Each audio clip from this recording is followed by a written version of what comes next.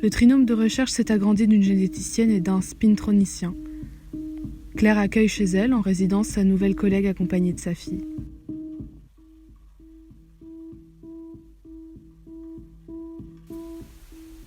Depuis la chambre d'amis investie depuis quelques instants, Luciana et sa fille Chiara prennent place dans l'appartement de Claire. Il sera temporairement le leur, le temps de trouver, ou pas, une solution à leur résidence loin de chez elle et près de la toile. Luciana est heureuse d'avoir pu emmener sa fille, même si, bien évidemment, elle a des inquiétudes quant à son adaptation. Mais elles sont ensemble, elles ont besoin l'une de l'autre, elles sont leur énergie commune et réciproque, et tout le reste n'est que détail.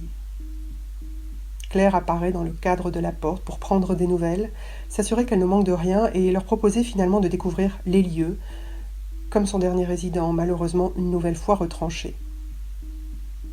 Elle fait des allers-retours jusqu'à la chambre de son fils, de l'autre côté de l'appartement, pas vraiment inquiète quant aux politesses de rigueur, plus pour la tempête sous son crâne, soulevée par l'apparition des deux nouvelles convives.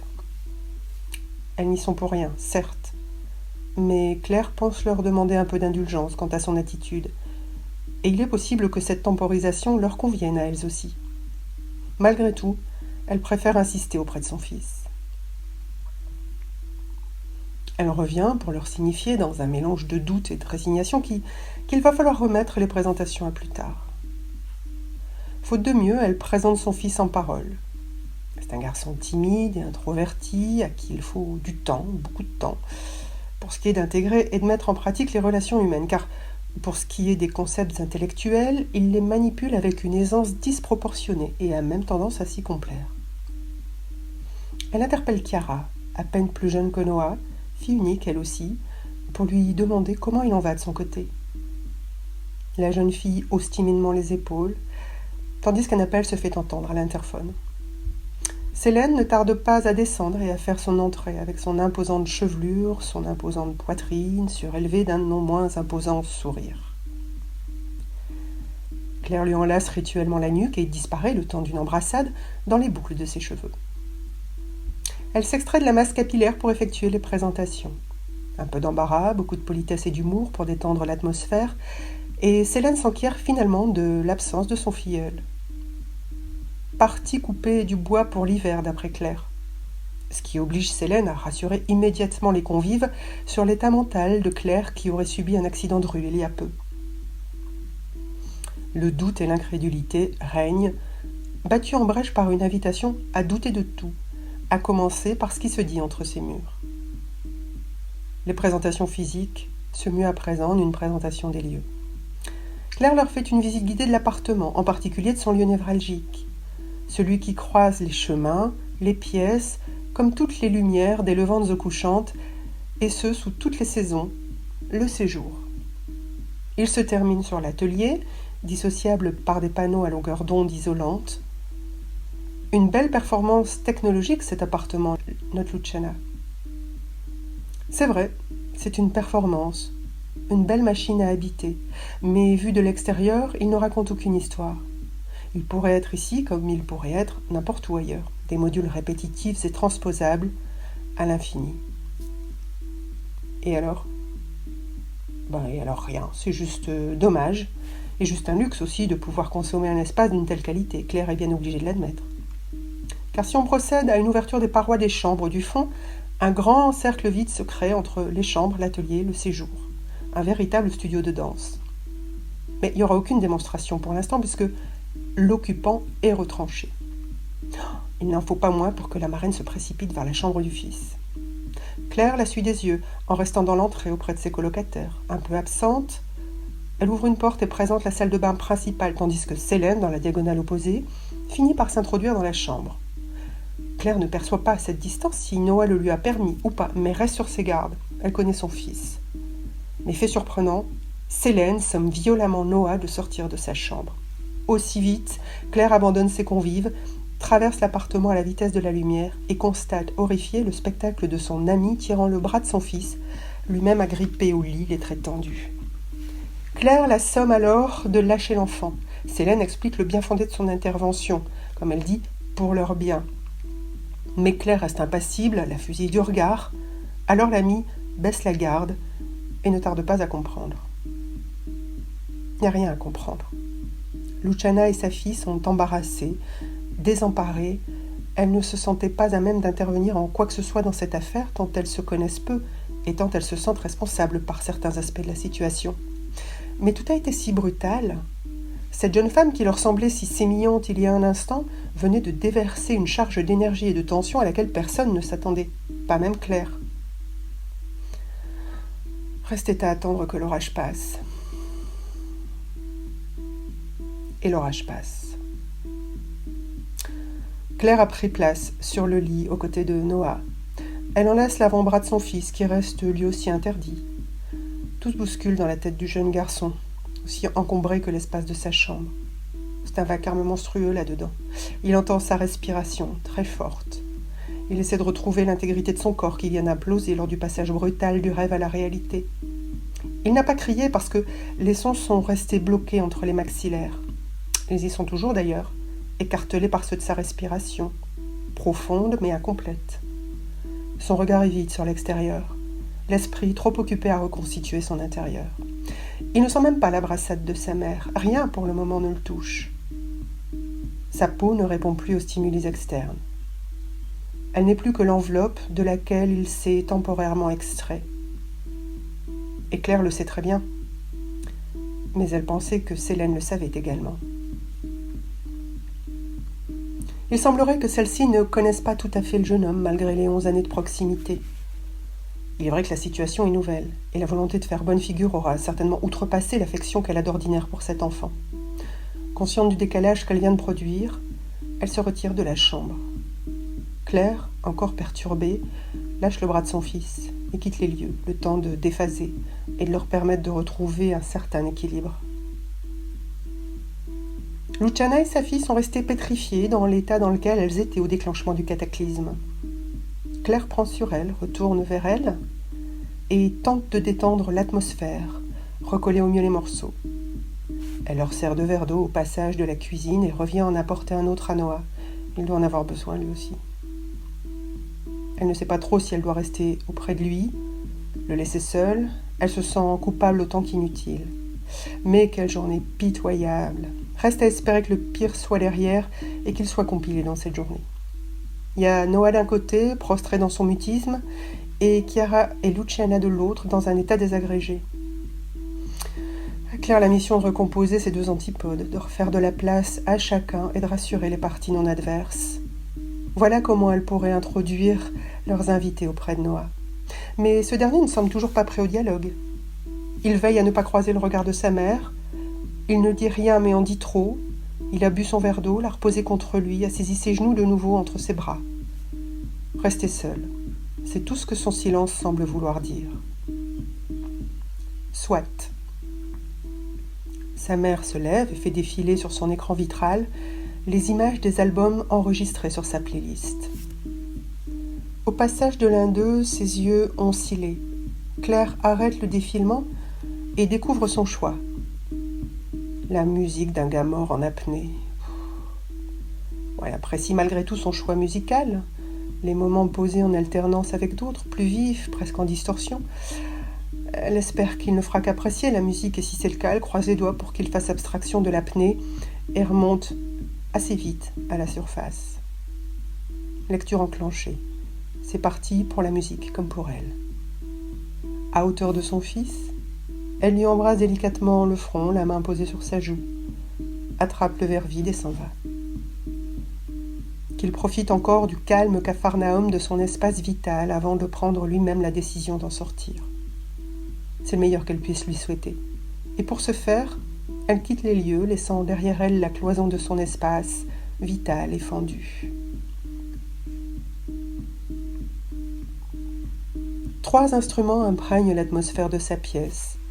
Des balais caressent une caisse claire et viennent suspendre un rythme sur lequel s'accroche la mélodie d'un piano et ponctuellement celle d'une contrebasse. Le soleil transperce le ciel voilé et ponctue pour sa part les éléments éparses de la chambre. Les bricolages mécaniques laissés en cours de montage, à proximité des outils, éparpillés à même le sol. Les jeux de plateau, dont le sien posait là en attente d'une nouvelle structure de langage, et les livres dispersés, entassés et mélangés. ouvrages scolaires, bandes dessinées, feuilles de dessin. Le soleil pointe enfin ses rayons en direction du squelette de Noah, comme pour indiquer qu'il est bien là. Un squelette grandeur nature, l'impression en 3D de sa propre ossature. Ses parents lui avaient offert pour ses 7 ans.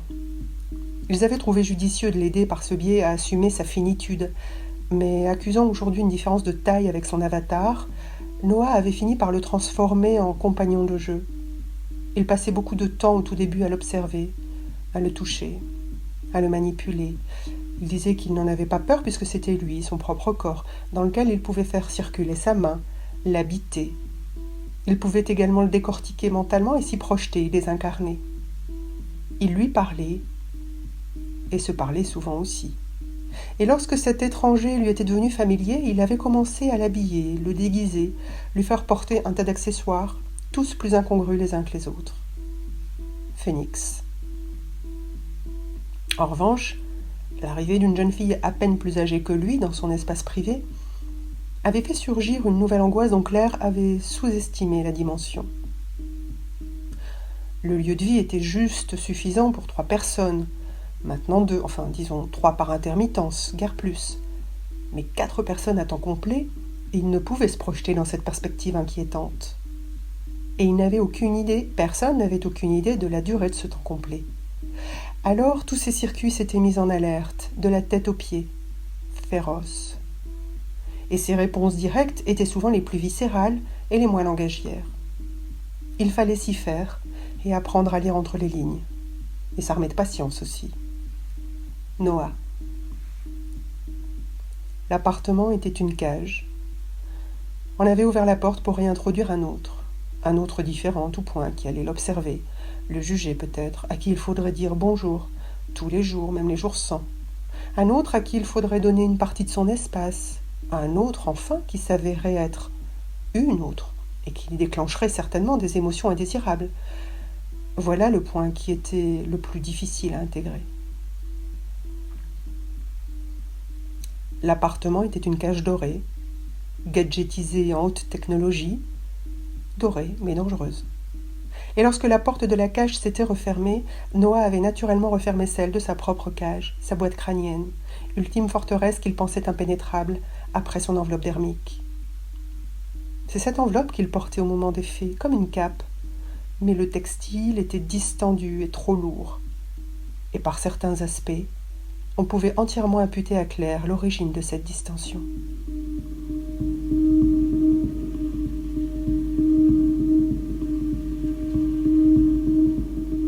Elle demande la permission d'entrer, s'excuse pour l'accueil délétère, essaie de justifier l'attitude de Noah, tout sauf tyrannique.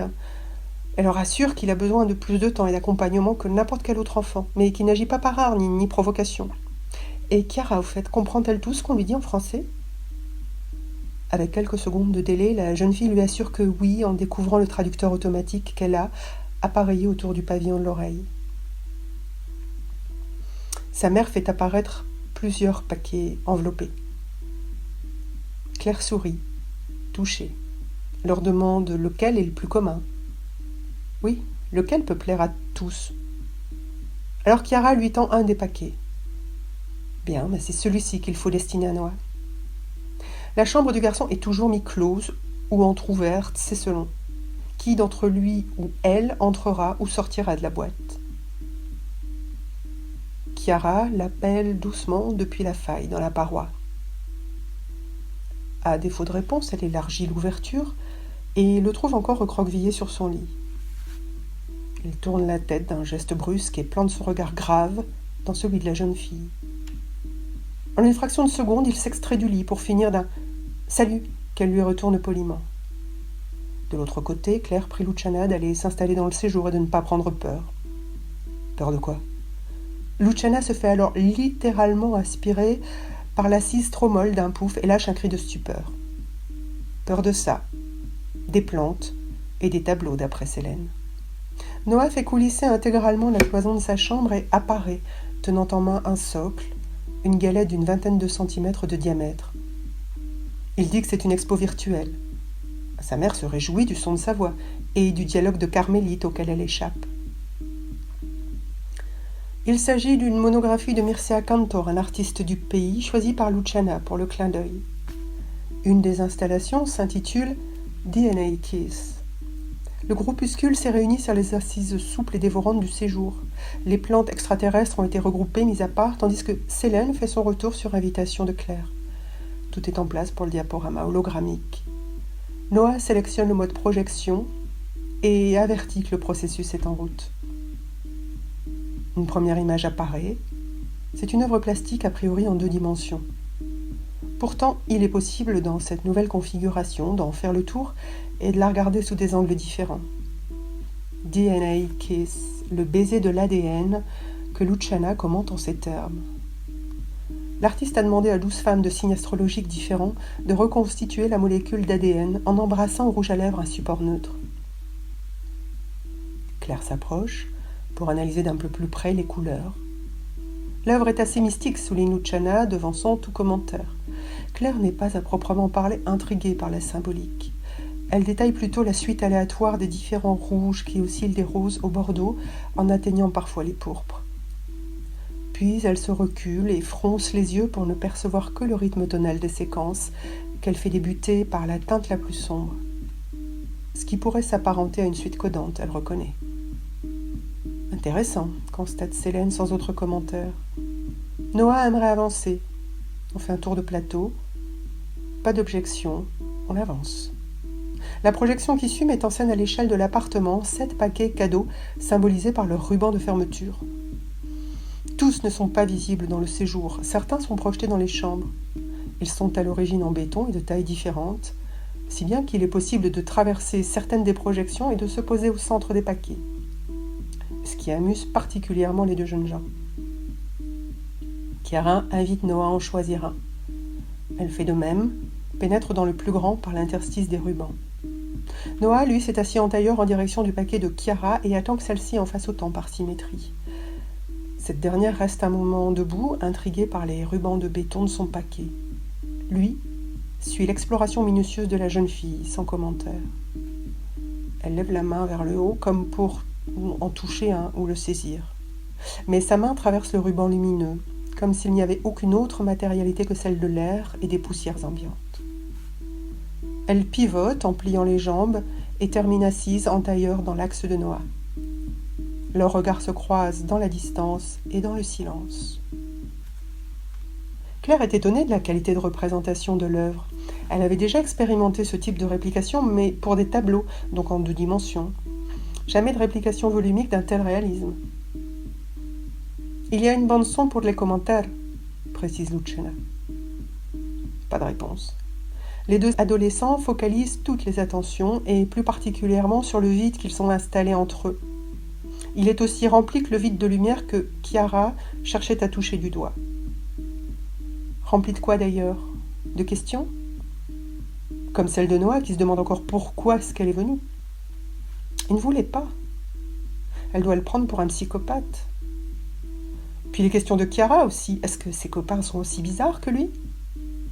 Noah qui au même moment s'en veut, il voudrait pouvoir recommencer, normalement, parler sans hurler, revenir en arrière, et pouvoir sortir de sa chambre, simplement tenir son regard sans avoir peur, tandis que Chiara étudie les moyens de l'approcher sans le heurter. L'air de rien, c'est ça. Faire comme si rien ne s'était passé. Aller lui dire bonjour, lui serrer la main. Tu t'appelles comment? Non, je sais très bien comment il s'appelle. Ou alors, ah c'est cool chez toi. Mais c'est bien ça, c'est cool chez toi. Non, en fait c'est très con. Si seulement je pouvais revenir en arrière, se dit-elle. On change de projection? Interpelle tout à coup Célène. Les 2 adolescents la fixent spontanément. Claire en fait de même. Entendu. Elle se plie à la majorité silencieuse. Finalement, elle préfère proposer de partager le repas du soir, ici ou chez elle. Sur cette idée intéressante, Claire en profite pour activer le boîtier du programmateur central de la sécurité sanitaire et y entrer les données personnelles des nouvelles résidentes. Un lot d'informations répétitives mais incontournables. Dates et lieux de naissance, genre, dernière résidence, pas d'allergie à signaler, des préférences? Pour le lait, Claire précise qu'il sera synthétique. Elle déplore toutes ces procédures fastidieuses, mais reconnaît le côté pratique si elle ne veut pas perdre de temps à faire la queue au Centre national des ressources alimentaires. Voilà, les produits secs comme les produits frais devraient arriver en fin de journée, de quoi cuisiner des trucs de leur pays, histoire de faire durer la fête. Noah prend les commandes de l'exposition hologrammique et continue de faire défiler les installations de l'artiste. Jusqu'à la prochaine, 2 cages en métal doré, emboîtées l'une dans l'autre, qui englobent l'intégralité du séjour.